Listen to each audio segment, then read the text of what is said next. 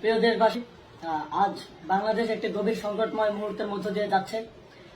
এখন পর্যন্ত আমাদের প্রাপ্ত খবর অনুযায়ী আওয়ামী লীগ, ছাত্রলীগ, যুবলীগের সন্ত্রাসীরা গুলি করে কুপিয়ে প্রায় 30-এর অধিক শিক্ষার ছাত্র জনতাকে হত্যা করেছে এবং দিন শেষ হতে হতে এই সংখ্যাটা কোথায় গিয়ে দাঁড়ায় আমরা জানি না।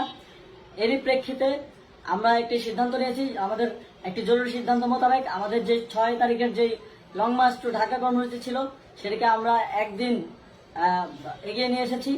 অর্থাৎ আগামীকাল 5ই অগস্ট সারা দেশের মুক্তিকামী জনতাকে ঢাকার উদ্দেশ্যে রওনা হওয়ার জন্য আমরা আহ্বান জানাচ্ছি।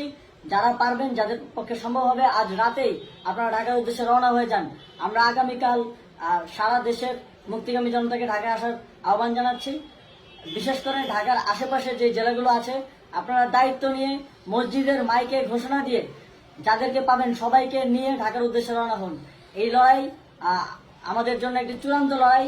আমরা চূড়ান্ত ঘোষণার জন্য প্রস্তুত, আমরা গণভবনের দিকে যাত্রার জন্য প্রস্তুত এবং সেই উদ্দেশ্যেই আপনারা সবাই ঢাকা আসুন। আমরা আপনাদের সবাইকে নিয়ে আমাদের চূড়ান্ত দাবি আদায়ে এগিয়ে যাব। আমি জানি না সমন্বয়করা আজকে রাতে বেঁচে থাকতে পারবে কিনা, কিন্তু আপনাদের উপর আমরা এই দায়িত্ব দিচ্ছি।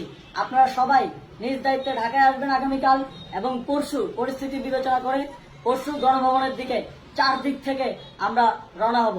আমরা খুব আতঙ্কের সাথে লক্ষ্য করছি যে ছাত্রলীগ, যুবলীগ এবং আওয়ামী লীগের গুন্ডারা পুলিশের অস্ত্র দিয়ে পর্যন্ত সাধারণ জনগণের উপর হামলা করছে। কিন্তু একটি সুখের খবর হচ্ছে, সারা দেশের বিভিন্ন স্থানে সেনাবাহিনী ছাত্র জনতার পক্ষে দাঁড়িয়েছে। আবার কিছু কিছু জায়গায় যেমন মিরপুর ও মোহাম্মদপুরে সেনাবাহিনী ছাত্র জনতার বিপক্ষে দাঁড়িয়ে গুলি চালাচ্ছে। আমরা সেনাবাহিনীর প্রতি আহ্বান জানাতে চাই, আপনারা এদেশের নাগরিক এবং আপনারা এদেশের নিরাপত্তার দায়িত্বে আছেন, এদেশের জনগণের যানবাহনের নিরাপত্তার দায়িত্বে আছেন। আপনারা দেশের পক্ষে এবং দেশের জনগণের জন্য কাজ করবেন।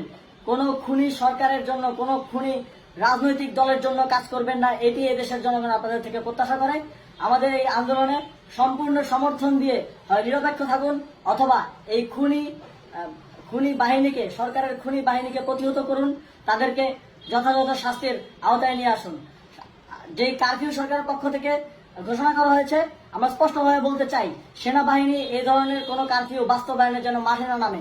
যদি মাঠে নামে তাহলে সেনাবাহিনী স্পষ্টভাবে অফিসিয়ালি জনতার বিরুদ্ধে দাঁড়াবে।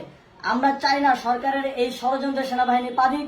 সেনাবাহিনীকে জনতার বিরুদ্ধে দাঁড়ানোর যে ষড়যন্ত্র সরকার রচনা করছে সেটিতে সেনাবাহিনী পা দিবে না, এই বিশ্বাস আমরা রাখতে চাই। আওয়ামী লীগ আজ সারা দেশে তাদের খুনি বাহিনীকে নামিয়ে দিয়েও ছাত্র জনতার প্রতিরোধের মুখে টিকতে পারেনি। রাজপথের পরাজিত শক্তি হিসেবে তারা সেনাবাহিনী সহ অন্যান্য বাহিনীকে আমাদের বিরুদ্ধে কাজে লাগানোর চেষ্টা করছে।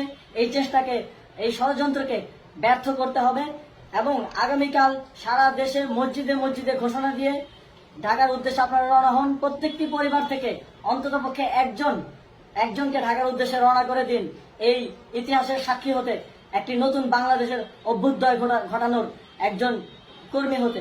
ধন্যবাদ সকলকে।